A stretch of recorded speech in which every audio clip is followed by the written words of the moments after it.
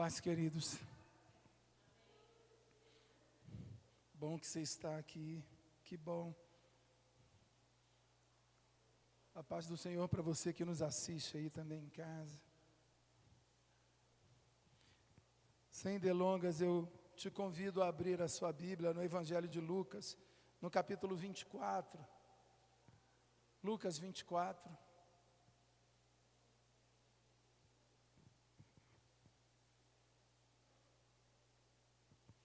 Nós vamos ler do versículo 13 até o versículo 35, amém? Você que já encontrou o texto citado, por favor, fique de pé, para que nós possamos ler a palavra do Senhor com toda a reverência, amém? Lucas 24, 13 a 35 diz o seguinte: Eis que, no mesmo dia, iam dois deles para uma aldeia que distava de Jerusalém 60 estádios, cujo nome era Emaús. Iam falando entre si de tudo aquilo que havia sucedido. E aconteceu que, indo eles falando entre si e fazendo perguntas um ao outro, o mesmo Jesus se aproximou e ia com eles. Mas os olhos deles estavam como que fechados, para que não o conhecessem. E ele lhes disse: Que palavras são essas que, caminhando, trocais entre vós, e por que estáis tão tristes? E respondeu um, cujo nome era Cleopas, e disse-lhe: És tu só peregrino em Jerusalém, e não sabes as coisas que nela têm sucedido nestes dias? E ele lhes perguntou: Quais? E eles lhe disseram: as que dizem respeito a Jesus, o Nazareno, que foi um profeta poderoso em obras e palavras diante de Deus e de todo o povo. E como os principais dos sacerdotes e os nossos príncipes o entregaram à condenação de morte e o crucificaram. E nós esperávamos que fosse ele o que remisse Israel. Mas agora, com tudo isso, já é hoje o terceiro dia desde que essas coisas aconteceram. É verdade que também algumas mulheres dentre nós nos maravilharam, as quais de madrugada foram ao sepulcro e, não achando o seu corpo, voltaram dizendo que também tinham tido uma visão de anjos, que dizem que ele vive. Glória a Deus. E alguns dos que estavam conosco foram ao sepulcro e acharam ser assim como as mulheres haviam dito, porém não o viram. E ele disse: Ó nécios e tardos de coração para crer tudo o que os profetas disseram. Porventura não convinha que o Cristo padecesse essas coisas e entrasse na sua glória? E começando por Moisés e por todos os profetas, explicava-lhes o que dele se achava em todas as Escrituras. E chegaram à aldeia para onde iam. Ele fez como quem ia para mais longe. Eles o constrangeram, dizendo: Fica conosco, porque já é tarde, e já declinou o dia, o sol já se pôs, já é noite. E entrou para ficar com eles. E aconteceu que, estando com eles à mesa, tomando o pão, o abençoou e partiu e lhe deu.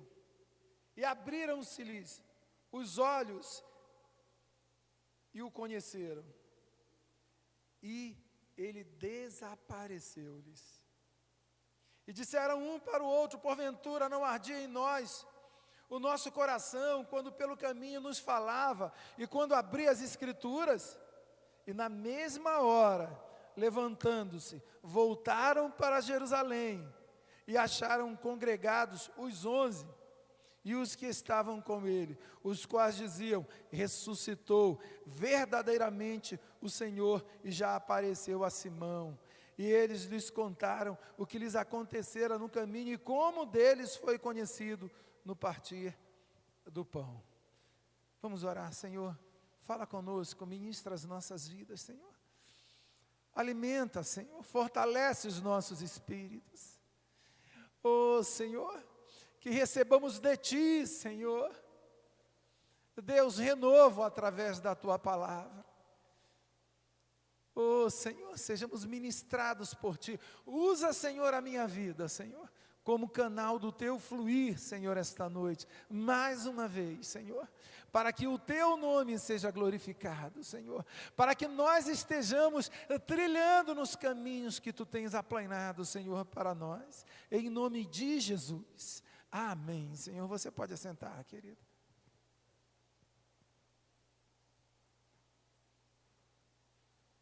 O versículo, queridos, de número 13, o primeiro versículo que nós lemos, ele começa dizendo uma coisa interessante. Ele diz que no mesmo dia, 2 discípulos de Jesus saíram de Jerusalém e foram para Emaús, uma aldeia chamada Emaús.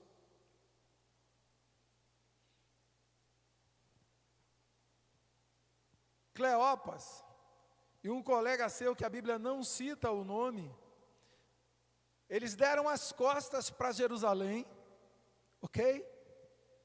E decidiram ir para Emaús.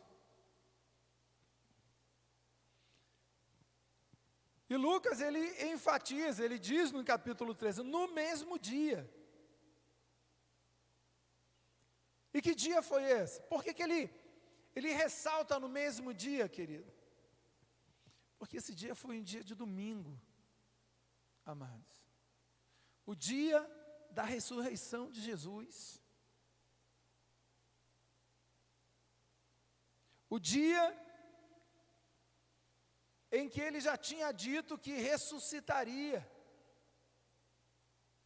O dia em que a sua missão, ela foi consumada como um todo, ela foi completada. Eu quero que você preste atenção numa coisa que eu vou te dizer. Se Jesus, o corpo de Jesus ainda estivesse lá naquele túmulo, onde foi colocado depois de morto, a missão que ele veio cumprir não teria sido completa.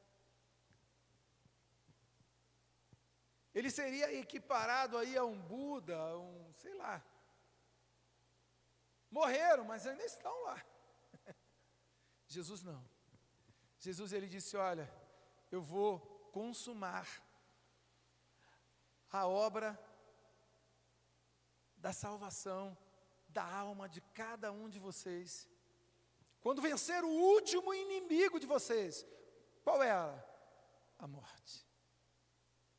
E quando Jesus venceu a morte, queridos, quando ele ressuscitou.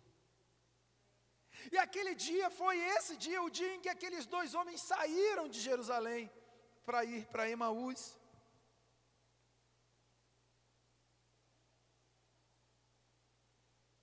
Esse era o dia da completude da missão de Jesus. Eu quero te dizer uma coisa, querido, que Deus não faz nada pela metade. Tudo que Deus faz é completo. Deus não dá bênção pela metade. Tudo que Ele faz é completo, querido.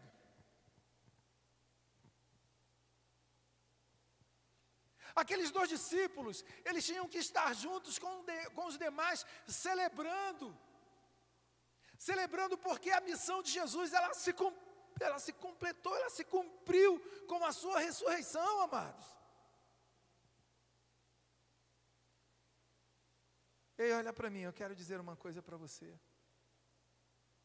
De repente você deve estar, assim, em alguma área da tua vida, ainda esperando que algo aconteça para que essa área da sua vida, ela seja completamente próspera, completamente abençoada, digamos assim. Ei, amado, olha para mim, eu quero te ensinar algo. Viva como se já fosse. Sabe por quê? Paulo diz lá em Filipenses, no capítulo 1, no versículo 6, uma coisa muito interessante. Ele diz, tendo por certo isto mesmo, que aquele que em vós começou a boa obra, a aperfeiçoará até o grande dia de Jesus Cristo. Nossa vida, ela está sendo, sabe, a cada dia moldada. A cada dia ela está recebendo, sabe, novidades, até que tudo esteja se completando. Nada vai ficar incompleto na tua vida. Ei, queridos, eu estou dizendo que nada vai ficar incompleto na sua vida.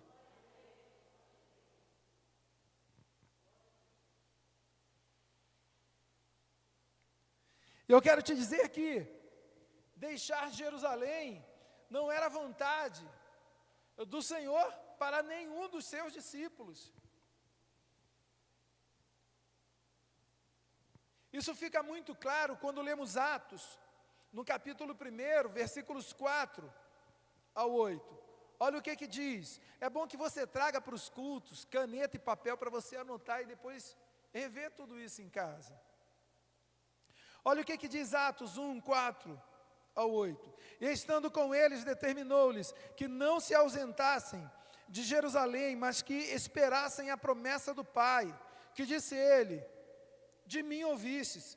Porque na verdade João Batista, ele batizou com água, mas vós sereis batizados com o Espírito Santo, e não muito depois desses dias.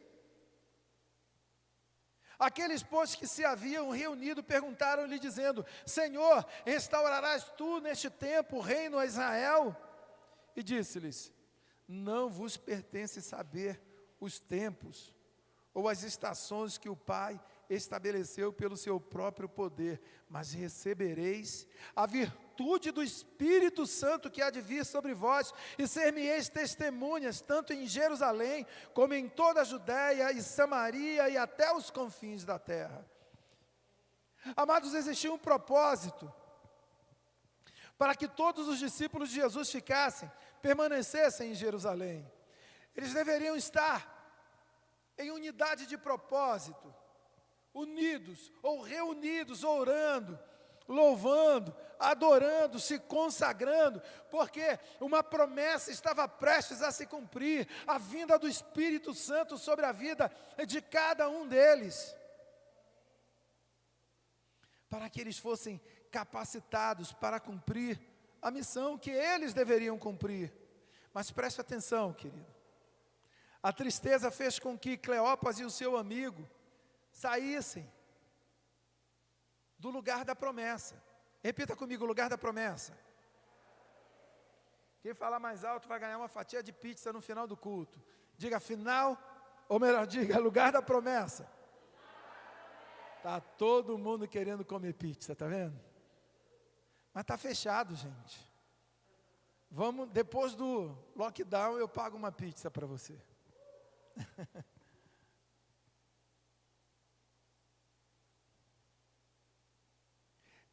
Eles tinham que ficar em Jerusalém, porque em Jerusalém existia uma promessa que haveria de ser cumprida na vida de cada um deles. Mas eles estavam tristes. E essa tristeza é revelada pelo próprio Senhor Jesus, lá no versículo 17. Olha o que ele diz. Ele lhes disse: que palavras são essas que caminhando trocais entre vós, e por que estáis tristes?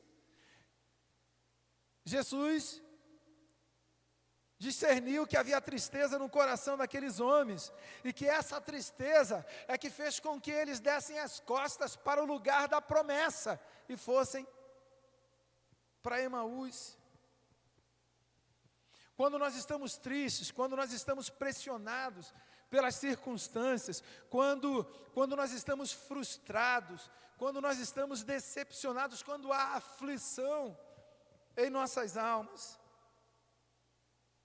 tomando conta dos nossos corações, amados, nós corremos o risco de tomar decisões que não deveríamos tomar, decisões erradas.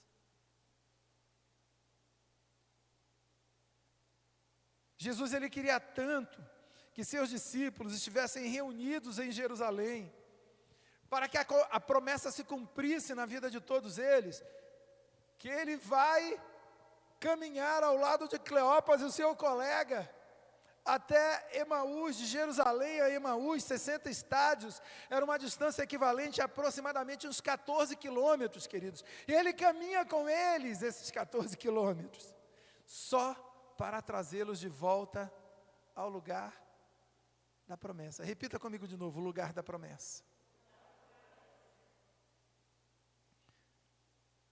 Segunda coisa, eles estavam tão tristes, tão frágeis, tão vulneráveis, tão pressionados pelos acontecimentos, que no versículo 16 diz que seus olhos estavam fechados. E quando o texto fala de olhos fechados, entenda, não são olhos físicos fechados, mas sem discernimento. Eles não conseguiam discernir o que estava acontecendo, a ponto de não conhecer quem estava do seu lado, acompanhando. Eles estavam tristes porque Jesus morreu, mas não discerniam que naquele momento Jesus caminhava ao lado deles. E sabe o que isso nos ensina? Que não basta, amados, estar no caminho com Jesus. Estar no caminho com Jesus não é o suficiente. Ei, vir à igreja todo domingo não é o suficiente. Ei, entregar o seu dízimo, a sua oferta não é o suficiente. Faz parte, mas não é o suficiente. Abrir a sua Bíblia e ler faz parte, mas não é o suficiente. É preciso, querido, que os nossos sentidos espirituais estejam ativados. É preciso, querido, que nós tenhamos discernimento. Sabe para quê? Para entender que a presença dEle está conosco, está no nosso meio. Aonde nós estivermos, Ele está conosco.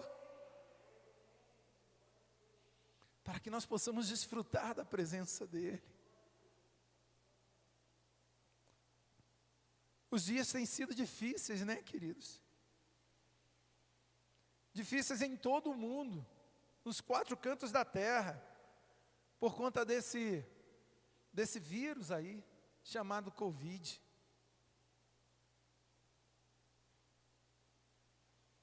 Pessoas que estão enfermas, pessoas que morreram,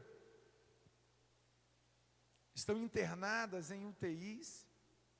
Isso não acontece só com o ímpio, isso acontece com o cristão também. Pessoas que perderam o emprego, porque por conta dessas medidas aí, esse protocolo de contenção à pandemia, o que aconteceu? Muitas empresas fecharam, quebraram, muitas pessoas perderam o emprego. Mais do que isso, amados, muitas pessoas aí estão com problemas psicológicos, porque estão presos dentro de casa, distanciados uns dos outros.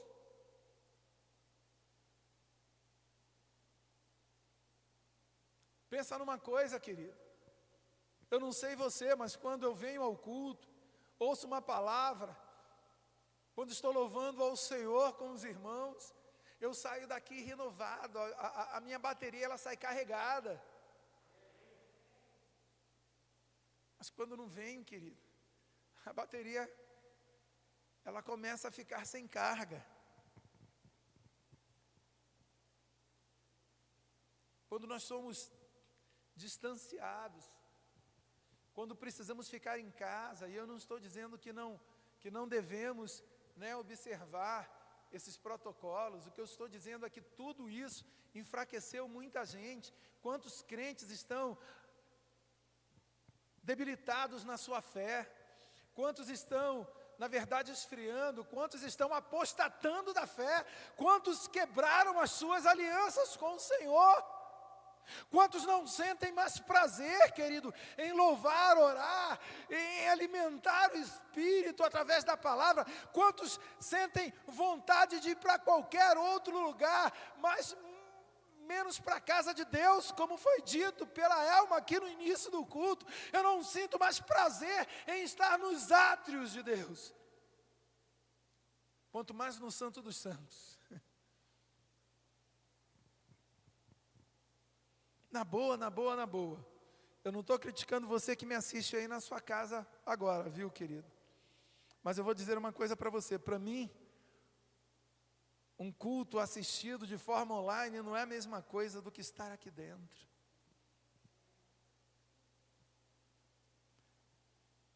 Todas as vezes que eu tive que ficar em casa porque estava sentindo dores por conta do problema que estou tendo no ombro, e assistir o culto pela televisão em casa, amado, eu vou te ser sincero, eu senti como se eu tivesse assim, 1 ano sem vir na igreja. É uma sensação, para mim pessoalmente falando, é muito esquisita. Me traz um peso no coração, não estar aqui, sabe? Não estar no lugar onde o corpo de Cristo se reúne. E quando o corpo se reúne, a cabeça começa a dar ordem ao corpo, movimentar o corpo. Vem o adorno do Espírito Santo sobre a igreja, sabe? Eu não consigo viver sem isso. Eu não quero apenas estar no caminho com Jesus. Eu preciso muito desfrutar da presença dEle. Eu preciso discernir a presença dEle, sabe? Eu preciso estar com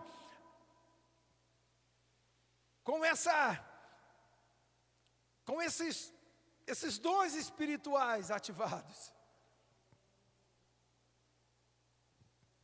Uma das maiores causas da tristeza daqueles 2 homens que voltaram, creio eu, para sua rotina anterior ao chamado do Senhor. Cleopas e o seu amigo, eles voltaram para Emaús para provavelmente continuar vivendo a vida deles do jeito que viviam antes. E um dos maiores motivos da tristeza que os impeliu a tomar essa decisão é que eles ainda criam muito no Messias, aquele Messias que o judaísmo lhes ensinou, aquele Messias guerreiro, um guerreiro com poderes, sabe, sobrenaturais, que iria vencer o Império Romano e trazer liberdade a Israel.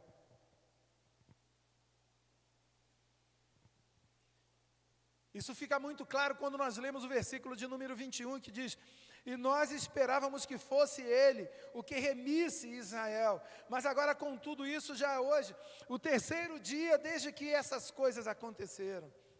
Sabe, quando eles começaram a conviver com Jesus, a ver o que Jesus fazia, ouvir os ensinamentos do Senhor, eles deveriam ter deixado esse tipo de visão, de pensamento, de doutrina para trás. Isso lhes atrapalhou discernir o que estava acontecendo. Eu quero aproveitar para te dizer uma coisa. Ei, existe muito que ainda está aqui dentro de nós, ou aqui dentro de nós, que precisa ser deixado de lado. Coisas que nos impedem de viver propósitos de Deus. Coisas que nos tiram o foco, amados. Coisas que nos distraem, que impedem que haja discernimento em nós para desfrutarmos da presença dEle. Eu quero aproveitar para te fazer uma pergunta. Ei, que tipo de sentimento, de pensamento tem nos afastado de discernir quem verdadeiramente é o Senhor Jesus para nós?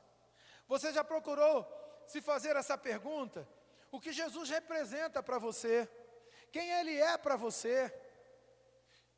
Ei, querido, qual a dimensão? Como Ele fala que nós devemos conhecer, né? Qual a largura, a altura e a profundidade do amor que você tem por Ele? Esse seu amor por Jesus, Ele é capaz de te fazer o quê? De te levar aonde?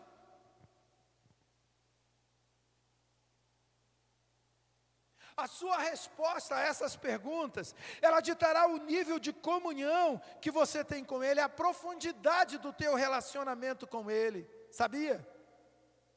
vai ditar o nível da tua adoração.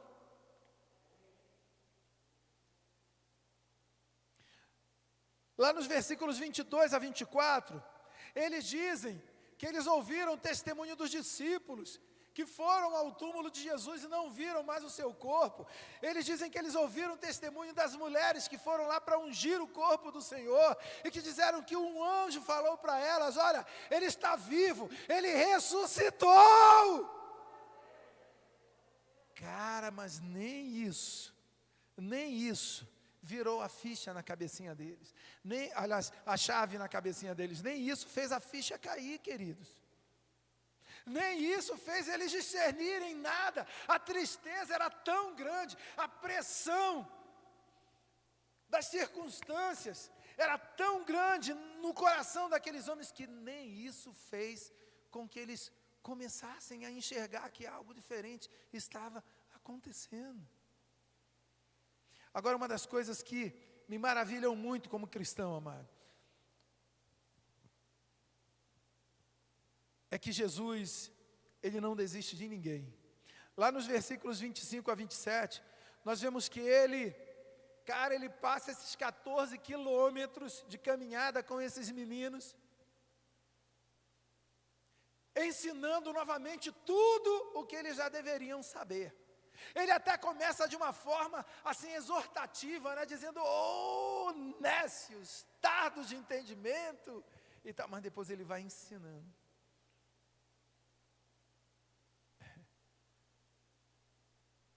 E no meio desse discipulado, né, de Jesus, ele diz: olha, tudo isso que aconteceu deveria acontecer, era propósito do Pai.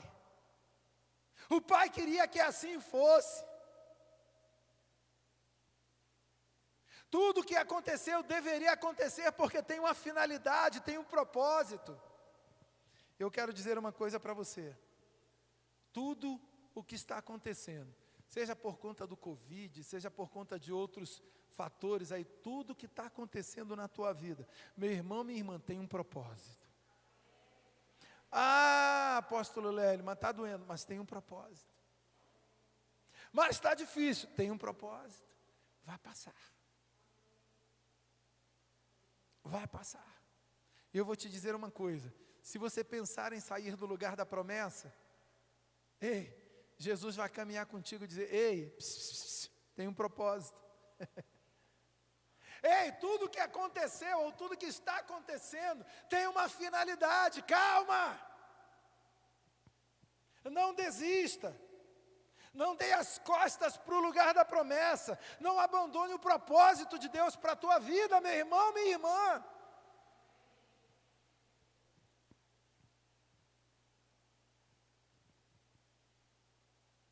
Existe uma palavra rema que foi lançada sobre a sua vida, uma palavra assim, sabe, específica para você, e você sabe disso, uma promessa, é uma bênção que você vai viver, uma não, várias.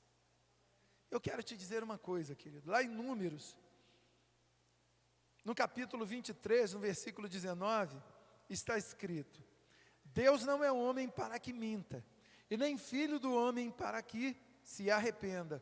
Porventura diria ele, não o faria, ou falaria e não o confirmaria. O que Deus falou vai acontecer, amado.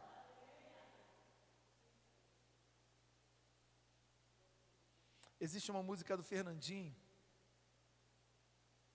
que ele diz o seguinte, que se ele morrer, Deus o ressuscita. Já ouviram essa música? Já ouviram? Deus o ressuscita, para que ele viva as promessas, depois ele pode morrer, mas a promessa tem que se cumprir, querido. A promessa tem que se cumprir, porque aquele que prometeu, ele é fiel, ele não volta atrás não, amados. Se Deus liberou uma palavra para a tua vida, ela vai se cumprir, esse sonho vai se concretizar, esse projeto vai se tornar realidade. Aí Jesus toma do pão, queridos, e quando ele parte, e dá aos discípulos. Isso me lembra muito o culto de ceia. Ele dá aos discípulos, ele primeiro ora, abençoa e dá a eles, né? Os olhos deles se abrem. Torna a dizer, não são os olhos físicos, é o discernimento. Ei! Eles começam a discernir quem era Jesus. Os sentidos espirituais são ativados na vida daqueles homens.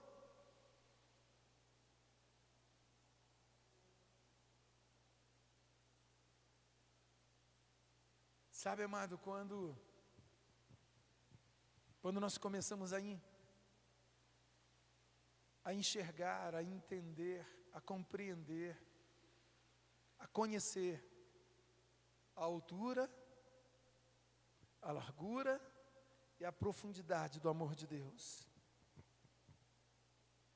Esse amor vem como um bálsamo sobre as nossas vidas, curando todas as feridas das nossas almas. Sabe, vem nos sarando, nos restaurando, nos edificando.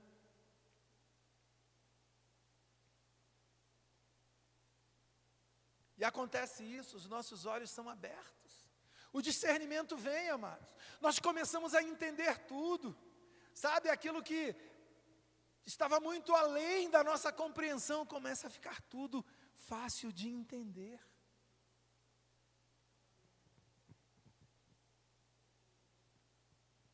E aí nós começamos a desfrutar plenamente da presença de Deus, desfrutar plenamente de tudo aquilo que a presença dele traz consigo. Agora, eu quero te dizer uma coisa, te fazer uma advertência: não espere Jesus desaparecer para você se encher de vontade de desfrutar da presença dele. Ei, busque esse discernimento já. Desfrute da presença dele já. Se lance aos pés dele já. Foi somente depois que tudo isso aconteceu, amados, lá no versículo 33, que aqueles dois homens, eles vêm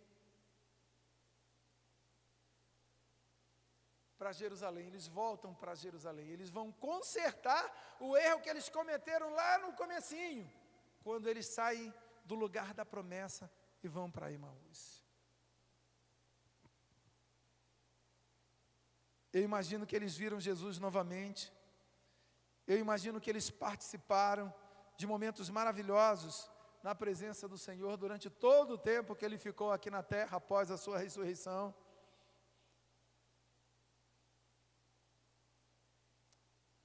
Mas eu creio que o ápice de tudo isso foi o momento que é descrito lá no versículo de número 49, quando Jesus os reúne, pouco antes da sua ascensão, né? E diz algo similar, a mesma coisa que nós lemos lá no primeiro capítulo de Atos. E eis que sobre vós envio a promessa de meu Pai. Ficai, porém, na cidade de Jerusalém, até que do alto sejais revestidos de poder. Permaneça, querido, em Jerusalém. Porque Jerusalém não é um lugar físico. Jerusalém simboliza um lugar espiritual. Esse lugar é o centro da vontade de Deus. Esse lugar é o lugar onde Deus se revela de uma forma plena. Não deixe que nada te afaste desse lugar, te tire desse lugar. É nesse lugar que nós somos forjados em tudo para sermos testemunhas do Senhor. Você crê nisso? Você crê nisso, querido? E quantos aqui querem ser testemunhas do Senhor? Então só para você, querido. Só para você que realmente quer ser testemunha. eu quero te fazer um convite, fique de pé. Eu quero orar com você neste momento.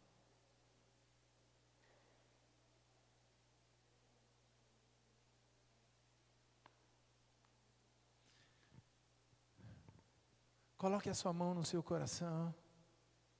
Feche os seus olhos. Vamos orar. Como eu disse para você, querido, nesses dias quantas pessoas estão desistindo da fé, abrindo mão de todas as promessas de Deus para as suas vidas. Quantas pessoas estão dando as costas para o lugar da promessa e procurando lugares estranhos, onde com certeza absoluta a presença do Senhor não lhes será manifesta.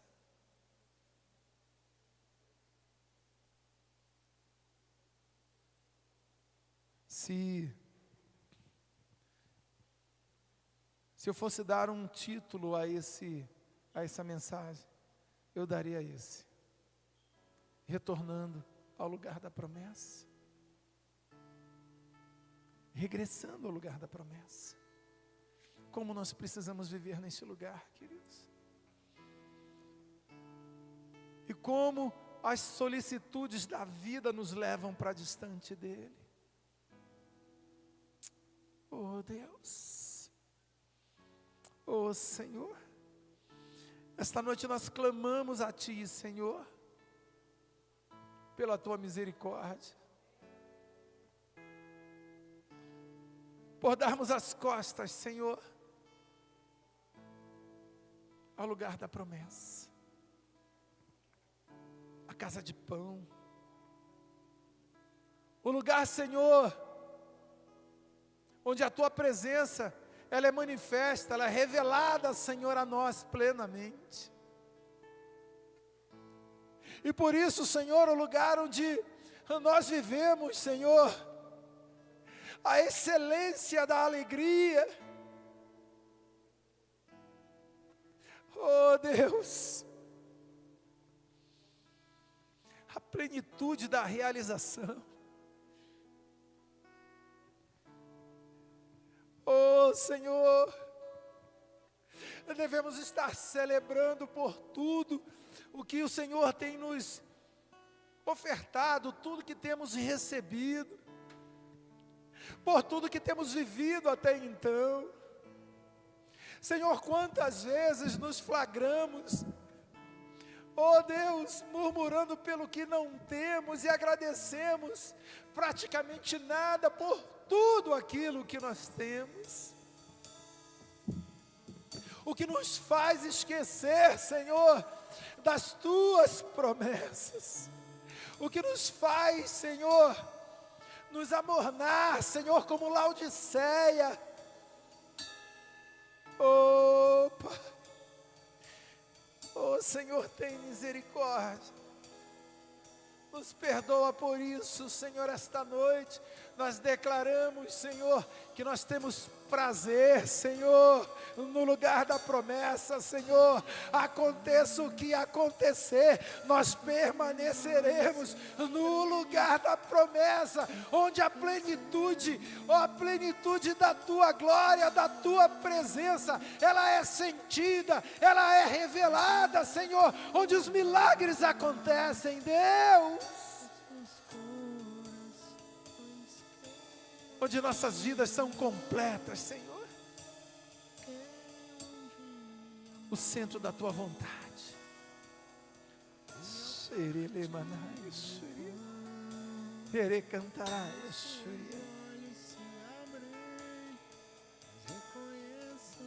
O lugar, Senhor, da Tua habitação.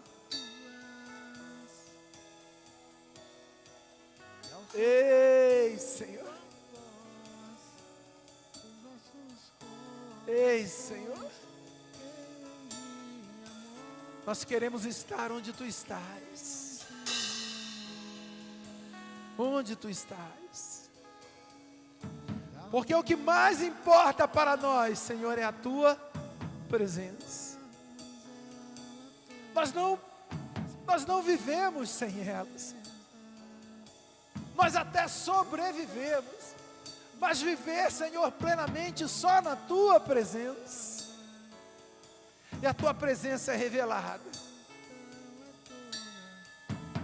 Oh Deus, oh Senhor, oh Paizinho.